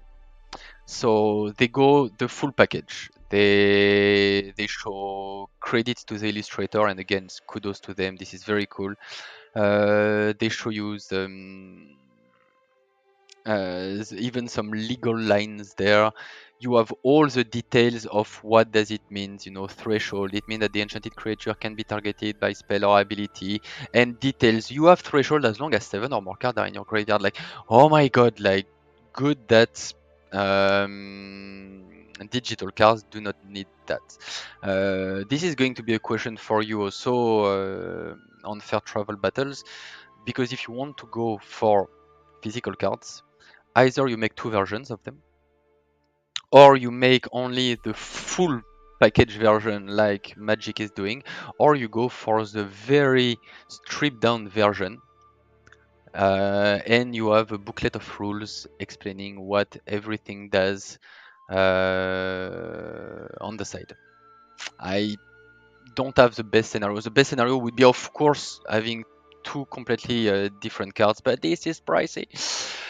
And then you have your cards, and your cards are taking a lot of interesting things. You know, they take the same codes of life and attack from the other main games.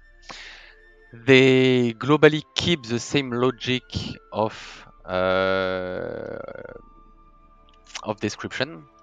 They took from Magic the description of what it is. It's an equipment item, a follower Larry, a follower beast, a permanent ability. So you know it's going to give a lot of good ground to your player to understand how to play your game. You have a very nice illustration, the title on top that you protected with a little shadow, I believe, and some outline. And again, good job for that. Thank you for being one of the people that actually pick a readable font, a font that is high contrasted, pretty big in size, and protected against the background. You are going to make a lot of ergonomists very happy. And then you have the mana cost. So now we are going to play a little game and do that. Oh, I forgot something. The color of the back of the frame is changing. We have purple for abilities, blue for minions and enemies, and gray for equipments. So now my little games. You dezoom a lot, and you try to see what you still can get from that. From Legends of Runeterra, what I get actually, I can read the title. That's actually pretty cool. I can see very easily the cost of mana. I can see the difference of shape, so I can tell what is a minion, what is an ability, and I can tell what kind of ability it is. I cannot very much read the attack of this enemy, but you know, we dezoom a lot, so it's kind of being bitchy for being bitchy here. Hearthstone is, as I told you, the most like wow people in terms of, you know, let's go big and usable and accessible. You can read the mana cost from like 1 kilometer away. You can also tell if this is an enemy, and actually I can read this number so freaking well. You know why? Because this is not protected. This is protected. And what a nice font on top of that. So again, I can I have most of it. I cannot read the description, but still I can recognize that these are enemies. The middle one is an ability. The right one is an equipment. It works very, very well. So now let's take Magic the Gathering. Well, I cannot get shit. The only thing I can get, I mean, there are two things that I can get. I can tell you the color of the cards, which is great. And I can tell you based on my knowledge of the card, because kind of I'm a professional, of course, this illustration is a ballista charger. The ballista charger is an artifact vehicle 5/5 that is also blah. But most of the player won't be able to. I don't know how much they cost. I cannot tell you for the enemies what are their life or their defense. Like this is really old school, and they really expect you to be very much up close, looking at them, because for real, I mean, if you look at them, which one looks more pricey?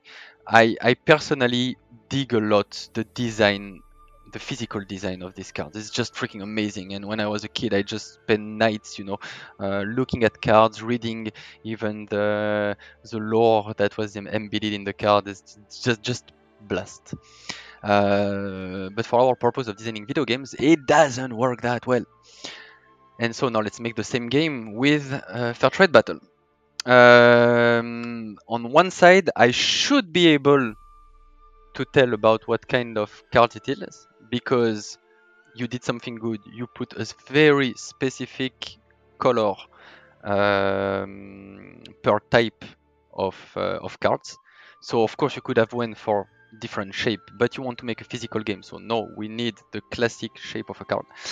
And you made different colors, which is a very good idea. The problem is that these colors are way too freaking close.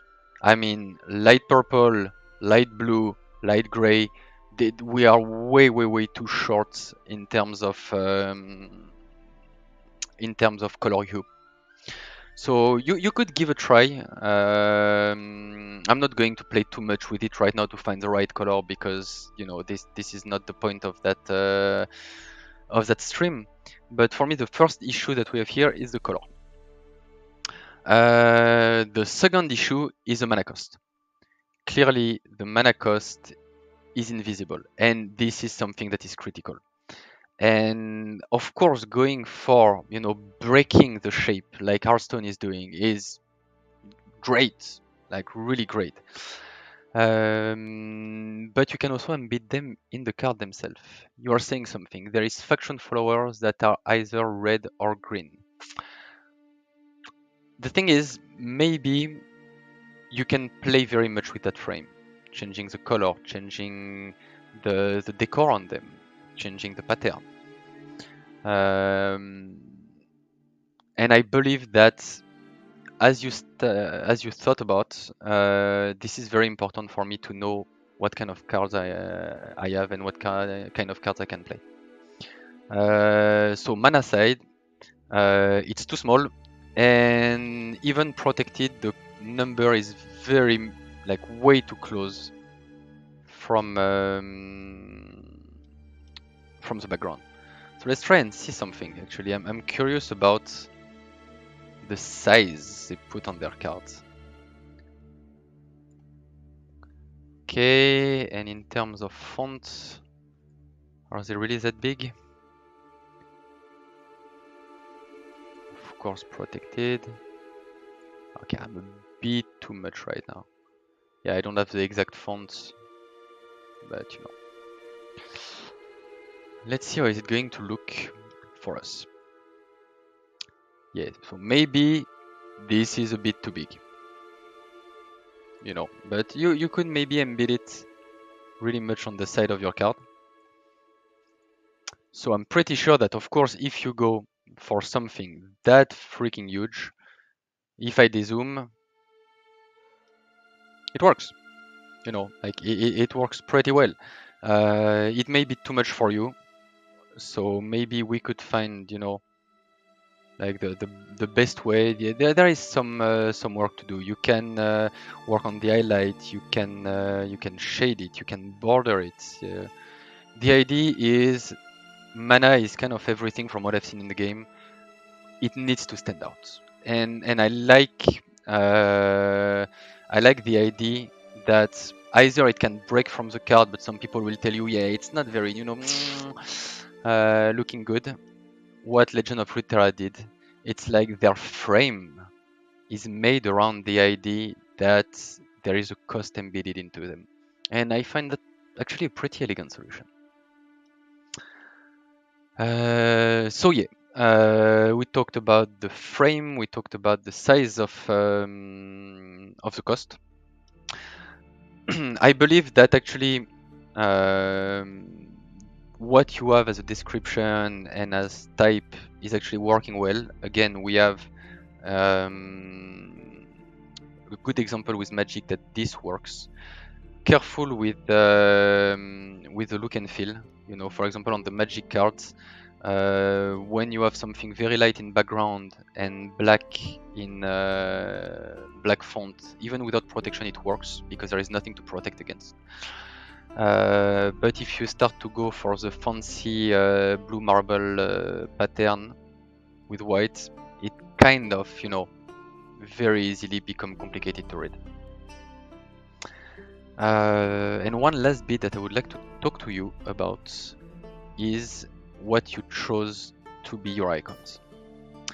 Because if you look far away, it's kind of interesting when you work with iconography to project on the shape of things, the shape of icons, and this helps a lot. I forgot which Gestalt law it is. I mean the law of similarity.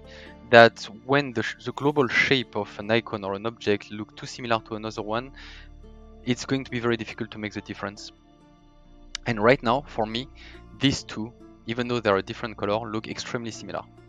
They can fit in a circle globally. This one is kind of a merged circle. I'm okay, like a crushed circle on top.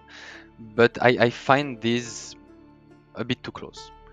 So now you are going to tell me, look at that, Legend of Runeterra doesn't even bother with that. They have just two big numbers at the bottom and it works fine. And I agree. But if you ask a new player that never played the game what it is, some may guess it, some may not be used to it. If you show them something like that, there is no doubt. You have a sword on one side, you have a drop of blood on the other, and I think this works well. So you use the metaphor of the drop of blood, you use the red color, you base yourself on the design of other very famous games, so this is great. But the fist, I think, can be, a bit reworked. Wait, you are saying a lot of things on the chat. Color tells the type of card. Yes, indeed. So I was trying at some point. I don't think I have it anywhere, and I could have. Let me find one try that I did. It's far from freaking perfect, but I just did that before starting the stream, just to give you an example of what it could look like.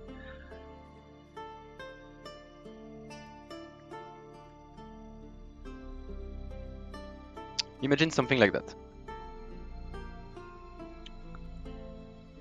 I kept the circle in the middle for one reason, because it kind of, the same way as what Hearthstone did, it really much protects the number. And again, this is very important. And after that, I went with the metaphor of the sword, and I let it spike on each side to try and break a bit from the shape of the drop. The pointy parts are in different places, let's say. And yeah, I would actually make them a bit bigger. and potentially find the color. No, it looks ugly as hell. So let's try to see. Okay, the color doesn't work. It is way too light. Prove that I should try my things before. Okay, so let's try with the ugly inversion just to see if this could help. Okay, maybe I'm trying to make a point that doesn't look good at all. But I hope that you get my approach. And that's pretty much it, I think, for us. Again, if you put all these cards this way and same dezoom a lot, it actually tells us much about what is important on the screen and what's important in the card and what should shine more than anything else. Hyper to Armor. Runeterra also differ in that they got two separate description framing for minion versus spell. Minions have description right on the art, while spells have traditional dedicated area. Indeed. Especially in card games like that, where there are very little type of cards. You know, like we even have games where that has only two. Since you have only three, you know, I would say try to go a bit crazy with them. Like really try to differentiate them. Maybe it means changing the shape of the illustration. You know, like what Hearthstone is doing. We have minions represented in an oval, equipment in a framed circle, and spells in a square. This is details, but it works a lot to give this kind of edge. And yeah, at first I just wanted to leave you with the victory screen because I know that this is extremely placeholder. But just to put an accent on, this is probably one of the most important screens you will ever have to design in your game. And you need to make it shine, you need to make it look like the player did something amazing. Or when you lose, that it's not the end of the world. You need to showcase the reward, explain how everything, you know, is working towards something. Either you win or you lose. I love Hearthstone for that. It's animated, it's shiny, it really makes you feel that, you know, you did something great.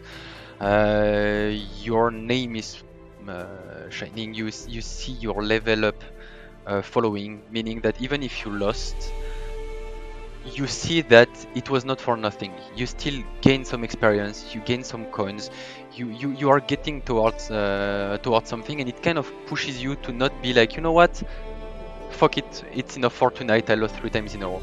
But maybe be like, you know what, I just miss a little bit, okay, one more before going to sleep. This is what I don't like about Magic. I believe Magic, the same way they are kind of locked into the past with their physical card game design, that is kind of limiting them, and unfortunately this is very difficult for them to manage. I also believe that, I don't know, some higher ups in the company put way too much importance on the lore and the fantasy of their game. And that it led to someone being like, you know what, when you win, the biggest thing I want to see is a cool artwork of the hero I'm playing. And from a game design point of view, I'm sorry, but this is a mistake. Displaying the fantasy, displaying the lore is very important, but first and foremost, everything we have about engagement, about retention, about giving me the reason to play another game. And you started doing that, and you're giving a lot of coins, and I think this is great. Just again, we are not going to work on it because this is definitely placeholder, and you know, let's continue to talk about it when you're going to move forward with it. Just make it shine, make people want to play another one. This is something that this kind of games haven't explored much yet. Something that other games, like for example, what we did on Just Dance. I know it's kind of weird to bring Just Dance on the table, but we have the kind of same critical moments in the flow in Just Dance, even more than here. Imagine you finish a song, you just sweated your ass off for like 5 minutes, you want to quit, you're tired, you smell like a pig. This is a moment where people will drop. You will never drop during a song, you will never drop before playing one or two, but the end of the song is a moment you are going to be like, you know what, good enough for tonight, let's stop it. And we kind of, understood that and start to play with it, and we have an entire set of algorithm that will study what kind of songs the player played in the past, what kind of style he could be interested in, how much time is his usual session, and based on that you can be like, hey, you know what, you did good. Now, to continue, look at these three. I'm sure there is one that interests you in it. And by the way, look at your level. You are very close to the next reward. And by the way, your friend actually got just a bit enough. Maybe you can retrade. And now that you trained on it, I'm sure you can beat him on that. And globally, by just putting these kind of things, it makes your retention really explode. It just gives this just one more feeling. So try to think about it when you design it. Make sure you reward the player for playing the game. And one very important thing, remember to shield and protect your background. A good background blur, a good darken screen, pretty simple to put together and instantly look better. And it's kind of cool to leave the possibility to still see what happened, and they both do it, both Magic and Hearthstone, to still leave you the feeling that you are not out of the game if you did something epic. You can still see your minions on the back. And it was supposed to be a 1 hour Twitch. It turned out into a 2 hour and a half. That was unexpected, and now I'm hungry. Well, I hope you like the idea. It's actually pretty fun to do the preliminary work for an article with you guys. So I may try and do it again actually. The idea will be to now try to remember everything I said. Try to frame it in a nice way, to leave it in an article, link this video in an article, and actually probably give this Photoshop and XD file to you in the article, so you can also play with it with what I did here and make your own mockup. So yeah, thanks a lot, guys. It was actually pretty fun. And yeah, stay safe, design games, and be chill in these kind of crazy scenarios. Cheers!